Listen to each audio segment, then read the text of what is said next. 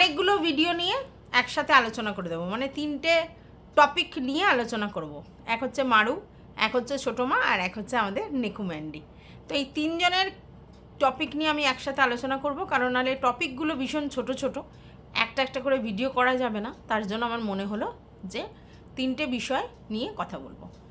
প্রথম কথা বলছি ছোটো মা। ছোটো মার ভিডিও দেখেছি, যেখানে ছোটো মার আক্ষেপ বলতে পারো যে তিনি সবার শরীর খারাপ অসুস্থতাতে সবার পাশে গিয়ে দাঁড়ায়, সাপোর্ট করে, আর তার বেলায় কিন্তু কেউ দেখার নেই। তো এটা বলার পর ন্যাচারালি যেটা প্রশ্ন আসে সেটা হচ্ছে উনি ম্যান্ডুকে এবং ম্যান্ডুর ননদ বা ম্যান্ডির শাশুড়ি এদেরকে বলেছে। কিন্তু একটা জিনিস তোমরা বুঝতে পারছো না, আর একটা যা কিন্তু ওনার আছে, বড় যা এবং বড় ছেলের বউ, মানে বড় যার ছেলের বউ, তারাও আছে, কিন্তু তাদেরকে কেউ ইঙ্গিতটা করছে না। সবাই কিন্তু ম্যান্ডু এবং ম্যান্ডুর ফ্যামিলিদের ইঙ্গিত করছে, বলা ভালো ম্যান্ডুকেই ইঙ্গিত করছে। কিন্তু কেন? যেহেতু ম্যান্ডি বড় ব্লগার, তাই ম্যান্ডিকে ধরেই লোকে টানাটানি করছে, আর কাউকে কিন্তু টানাটানি করছে না। কিন্তু উনি তো ওনার ফ্যামিলির কথা বলেছে, তো ওনার ফ্যামিলির মধ্যে ওনার বড় যা, বড় ছেলের বউও পড়ে, মানে বড় যার ছেলের বউও পড়ে, ম্যান্ডি এবং স্যান্ডিও পড়ে, এবং তার ননদও পড়ে, তাই না? শাশুড়ির ঘরে ননদও পড়ে।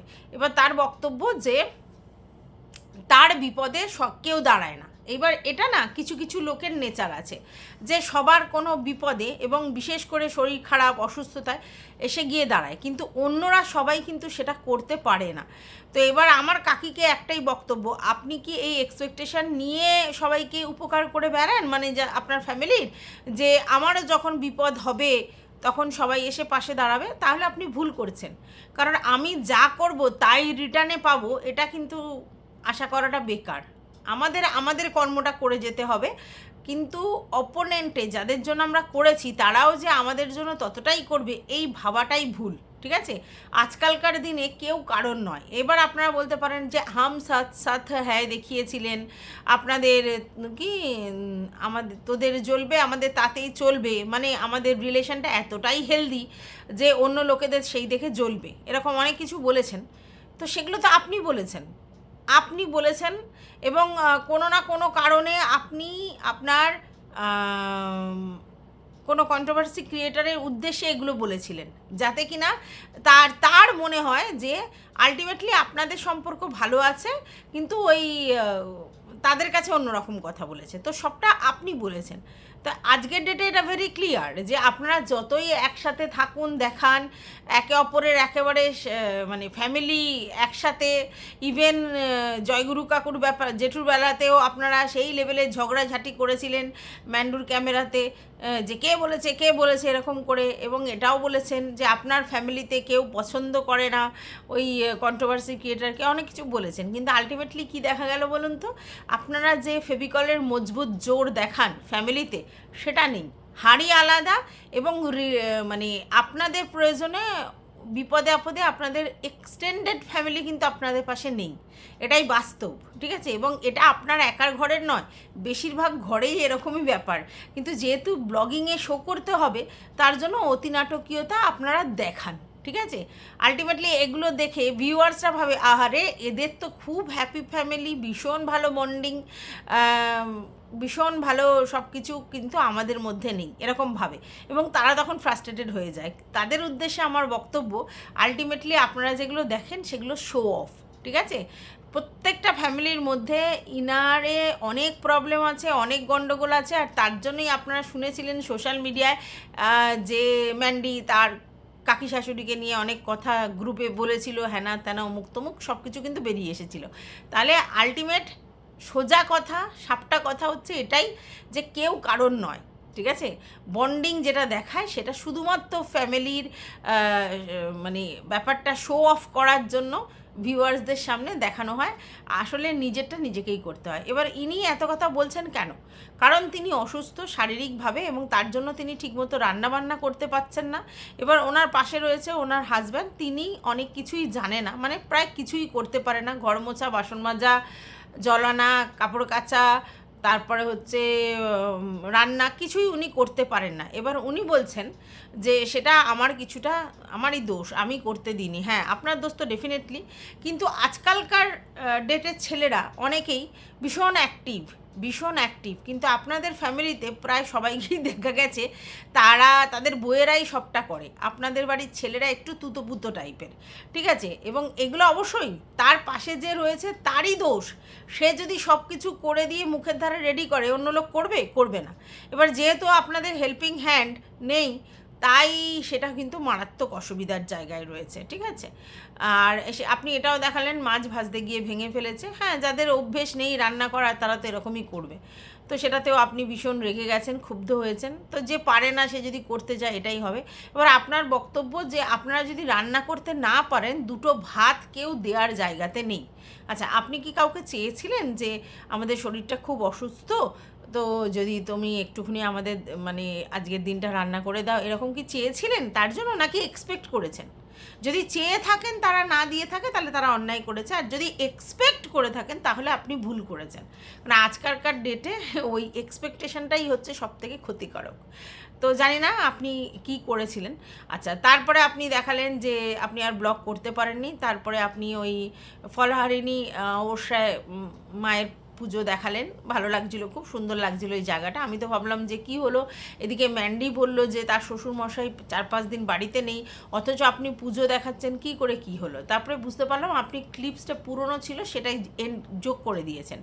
তারপরে আপনি আবার থার্সডের ভিডিও করলেন এবং সেখানে ডাক্তার ফাক্তার দেখালেন, সেখানে টেস্ট ফেস্ট, কত টাকা খরচা হয়েছে, এরপর আপনার হাজব্যান্ডকেও দেখাতে হবে পায়ে ব্যথার জন্য, এসব বলছেন। তো দেখুন, আমরা যে এজে পৌঁছে গেছি সেই এজে এরকমই হয়, ঠিক আছে? আজ আমার শরীর খারাপ, কাল বরের শরীর খারাপ, এইরকম চলতেই থাকবে, কারণ এজ একটা ম্যাটার করে। দ্বিতীয় কথা হচ্ছে যে প্রয়োজনে অতিরিক্ত কায়িক পরিশ্রম যদি করে থাকেন তাহলে আরও শরীর খারাপের জায়গা। এবার তাতে তো শরীর খারাপের জন্য তো পয়সা খরচা হবেই, কারণ আমাদের দেশে সবথেকে বেশি ব্যয়বহুল হচ্ছে শিক্ষা এবং হচ্ছে তো আপনার চিকিৎসা, এই দুটো ব্যয়বহুল। জানি না নতুন সরকারে এসে সেগুলো কি করবে সমাধান, অনেকে তো অনেক কিছু বলছে। তো এই দুটোই হচ্ছে সত্যি আমাদের জন্য ব্যয়বহুল। তো আমি বলবো যে আমি জানি না আপনাদের ওখানে কোনো হসপিটাল ঠিক ভালো আছে কি না।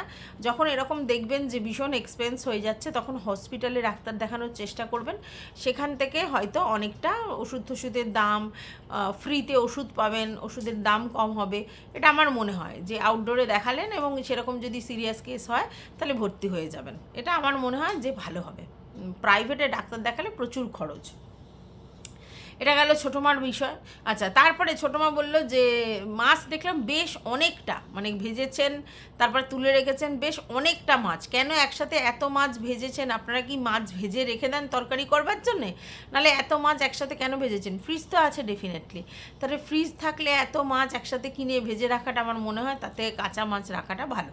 জানি না এরপরে আপনাদের কি সিস্টেম। এবার সেখানে দেখা গেল আপনি লাল শাক করেছেন, আর হচ্ছে আমাদের ম্যান্ডি আপনাকে ডাল দিয়ে গেছে, ঠিক আছে?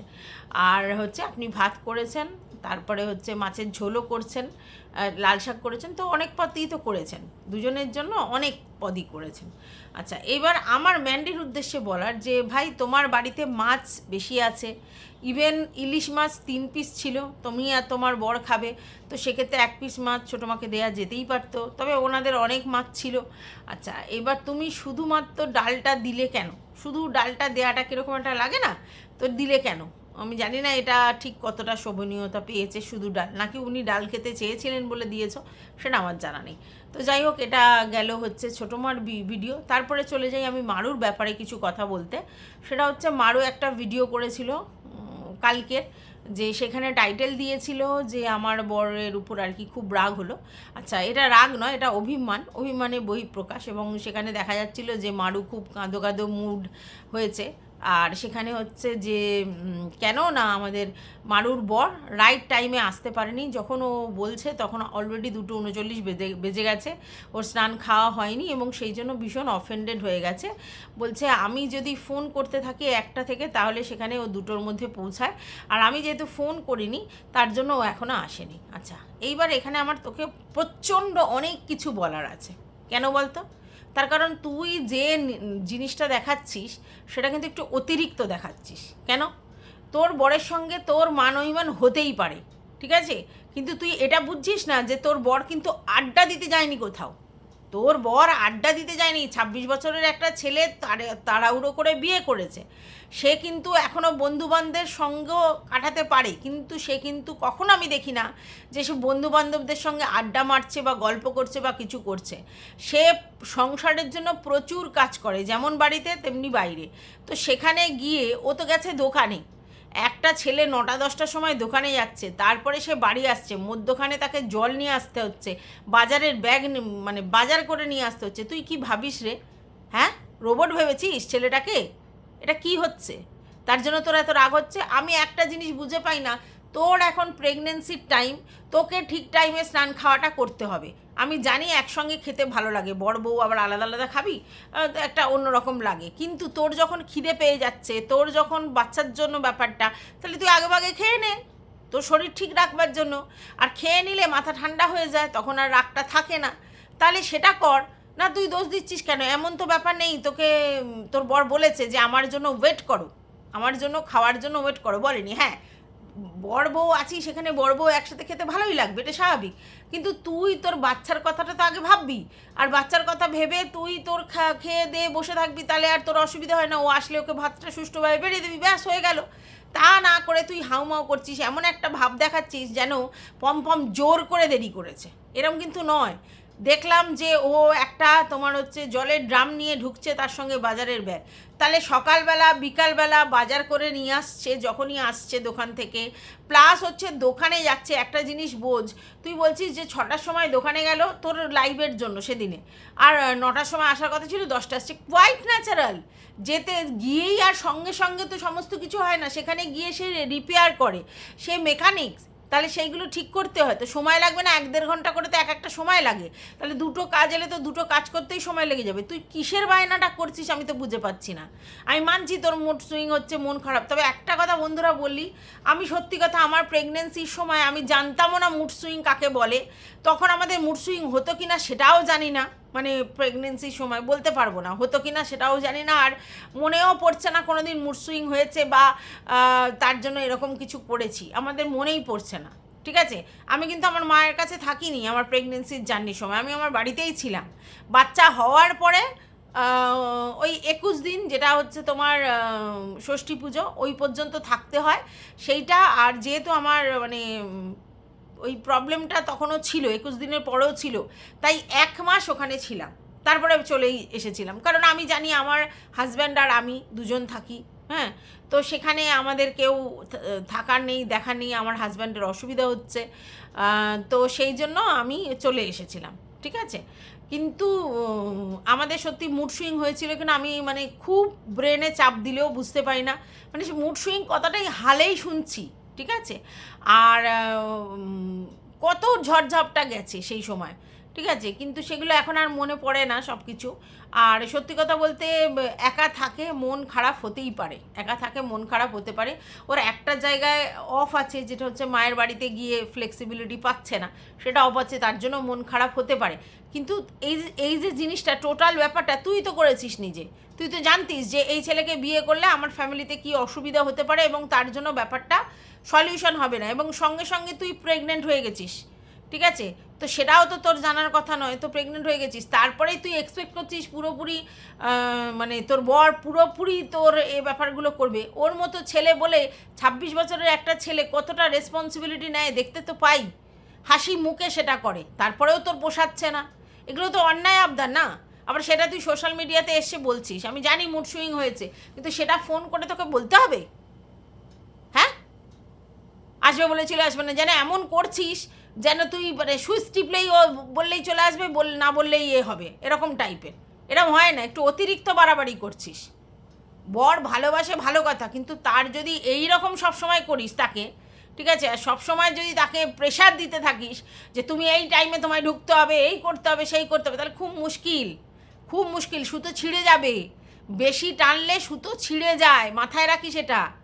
অতিরিক্ত করিস না, কেউ তোকে প্যাম্পার করছে, কেউ তোকে সমস্ত কিছু করছে, কেউ মা বাবা শ্বশুর শাশুড়ি সবার অভাবটা পূরণ করার চেষ্টা করছে, তার জায়গাটাও ফিল কর তো।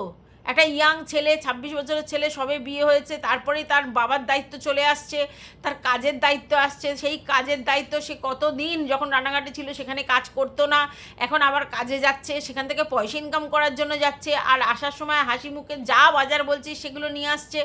বাড়ির বাইরে যতক্ষণ থাকছে ওর নিজের কাজ নিয়ে থাকছে, সংসারের কাজ নিয়ে থাকছে, বাড়ির ভিতরে এসে তো তোর সঙ্গে সেই লেভেলের হাতে হাতে করে দিচ্ছে। তারপরেও তোর কিসের এত রে মান অভিমান, এত কিছু?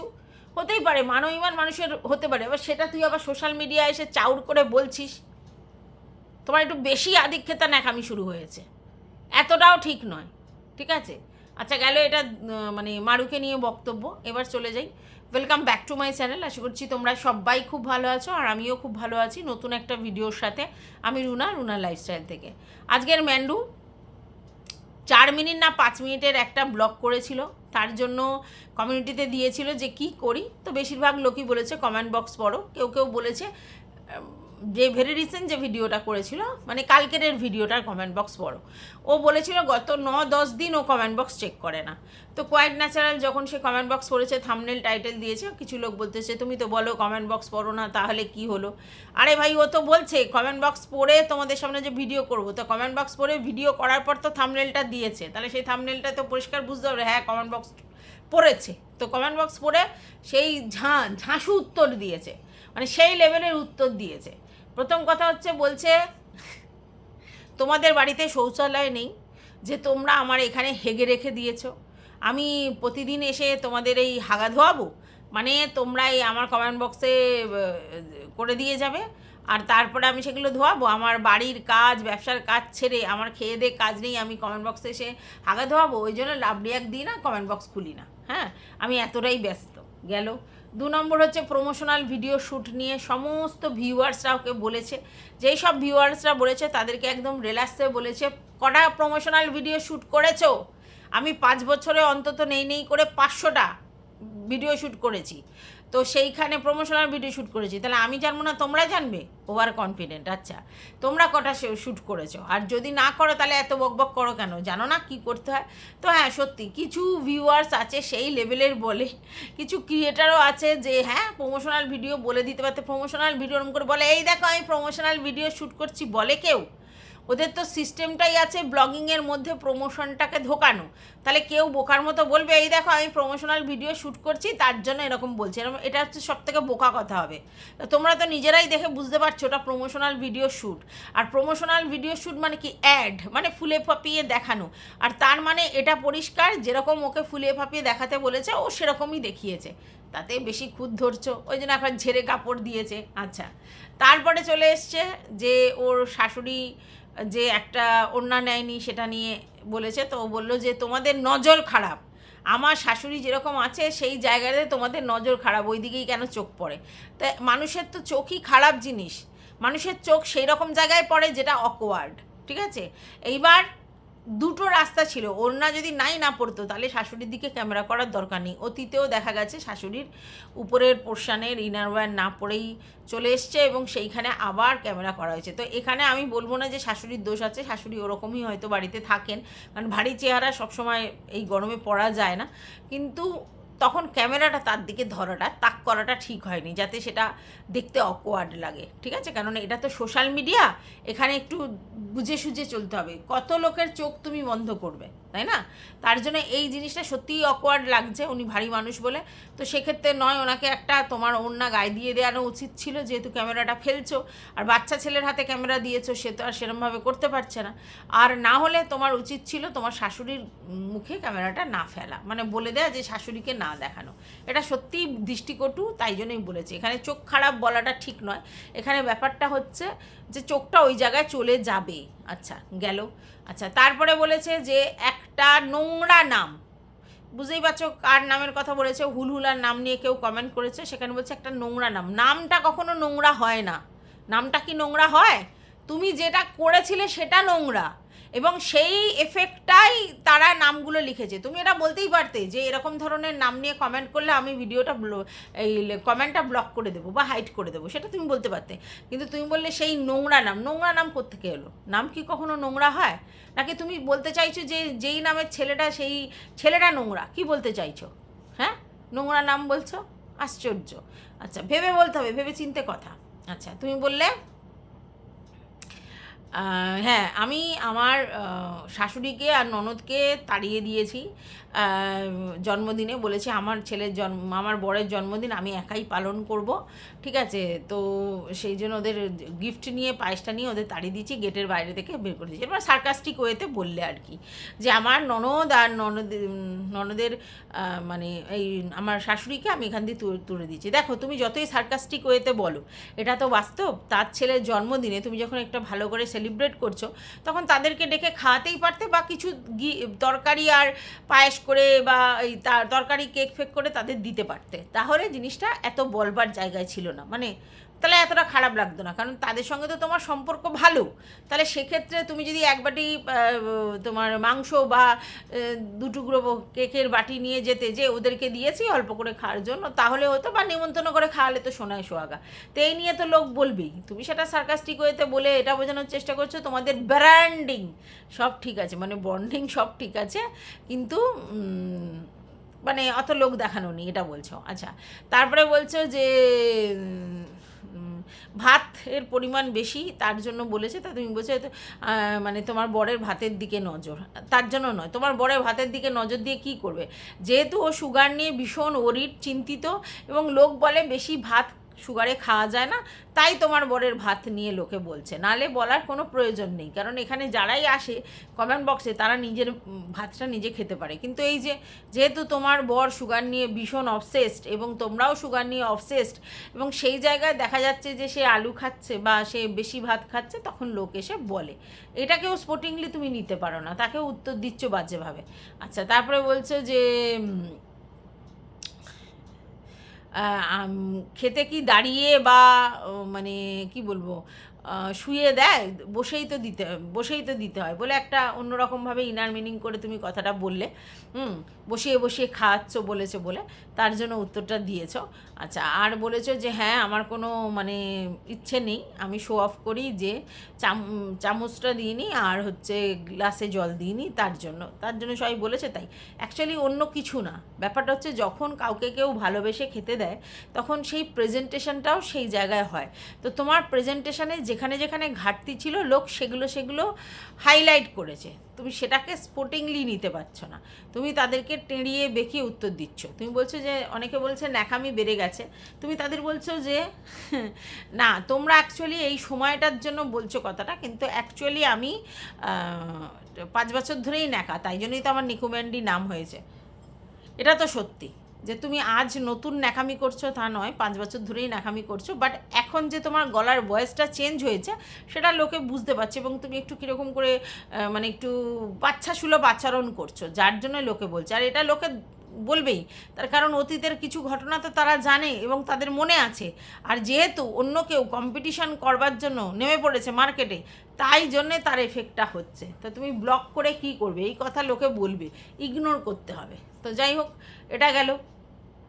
এবার তোমাকে বলেছে ওই 11 নিয়ে বলেছে, তুমি সেটা বলেছো হ্যাঁ ঠিক করে নিতে হবে। তারপরে তুমি প্রমোশনাল ভিডিও শ্যুট নিয়ে বিশাল বড় একটা মানে ডায়লগ ছাড়লে, যে কজন করেছো। তো তারা ইউটিউব করে নাকি? ভিউয়ার্সরা কজন ইউটিউব করে? তাহলে তারা কিসের জন্য বলবে? তারা প্রমোশনাল ভিডিও শ্যুট কী করে করবে? যদি তারা ইউটিউব বা ফেসবুক এই জিনিসগুলো করে তবে তো, নালে কি করে বলবে?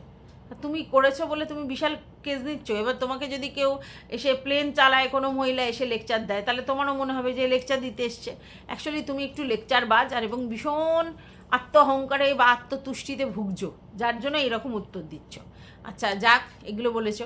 একটা জায়গায় আমার একটু খটকা লাগলো, যেখানে তোমাকে বলেছে যে তুমি তোমার ননদের ছেলেকে নয় নাম ধরে ডাকো, নয় ভাগনা বলো। তখন তুমি বললে ভাগনা, সেটা বলতে পারবো না। এটা কাকে উদ্দেশ্য করে বললে? ভাগনা, ভাগনা বলতেই তুমি চমকিয়ে গেলে কেন? আচ্ছা, এটা গেল। আর একজন তোমাকে প্রশ্ন করেছে যে বাসি খাওয়া, তোমার সোনা দিদি ভাইয়ের মতো বাসি খাওয়া শুরু করেছো। তখন তুমি কি বললে? কে সোনা দিদি ভাই? আমি চিনি না। তারপর আমি আগে তোমরা ঠিক করে কমেন্ট লেখো, তারপরে উত্তর দেবো। সোনা, আমার কোনো দিদি বোন নেই।